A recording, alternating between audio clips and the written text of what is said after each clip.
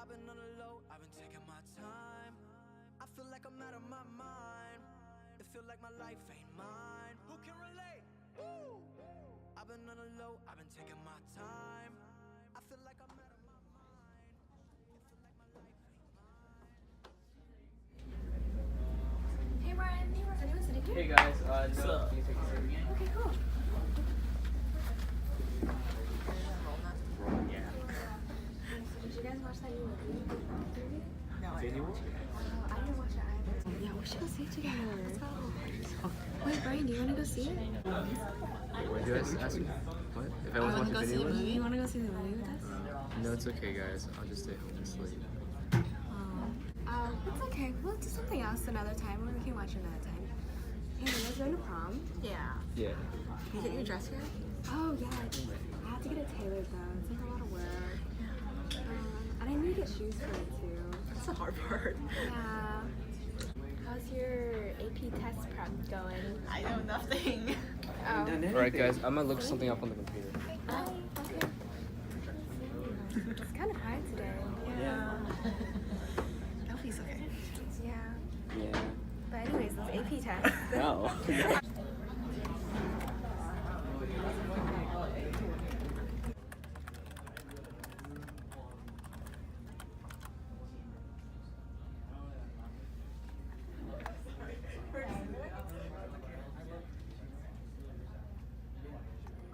And it's the lightness in the air when you're there chest to chest with the lover. It's holding on though the road's long and seeing light in the darkest things. And when you stare at your reflection, finding hope in who it is, I know that you'll think To be honest, it's kind of like, it's kind of bad to say, but it's like it happens a lot. So it's kind of like, oh yeah, like you feel sad. I mean, you notice that the person feels sad, but like you don't know what to do because it happens to a lot of people. It makes me fearful, that people around me are like, out of 100, 20% of them, or 20 of them are gonna, thinking about suicide. So it's like, I'm fearful for everyone because I'm not sure who has those symptoms, I guess. It should be something talked about because it's very prevalent these days with the sense of, with all the technology that we have, the connectivity that students have, there's a lot of loneliness because a lot of friendships are online. And when they start to go away and they don't have that connection in person, or when they get their electronics taken away, they feel isolated and by themselves. I don't think they do because like a lot of teens they have a hard time controlling their emotions. So while they grow up, like especially in school, like they don't really know how to control themselves, and then they can make really bad decisions. And I feel like a school should provide more for that. Like they have psychologists, but that's one psychologist compared to like 1,000 students here. So they should probably like provide a class that like helps people control themselves and like learn to deal with their own emotions. Through the years, teaching for as long as I have, unfortunately I've seen students that have taken their lives because of it, because of the press, the stress, whether it be love, family, stress of grades, depression. There are different kinds of ways of getting it. Unfortunately, it's happened. So. Because it's hard to know when someone's actually sad because they can look differently on the outside than how they feel on the inside. It feels like you're, alone, you're isolated from everybody else. Like nobody else will understand.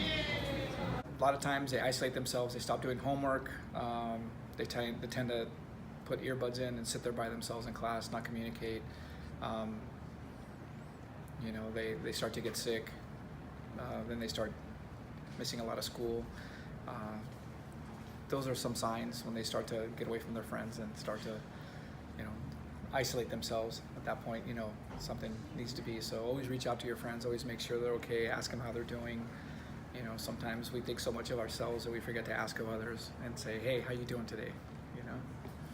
I don't know if it can be called depression, but like I've had like times where like I would feel very like unsatisfied with myself like for long periods of time, and like it obviously doesn't feel very good.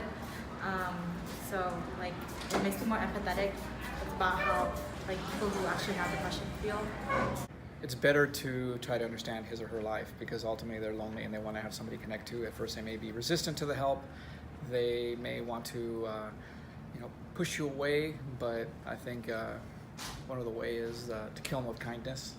Constantly walk up and and talk to them and hope that they find somebody to connect to, whether it be me or another teacher, a friend, or somebody, and do that. The last thing I want to do is drive them to do something to themselves that's worse than what I would want.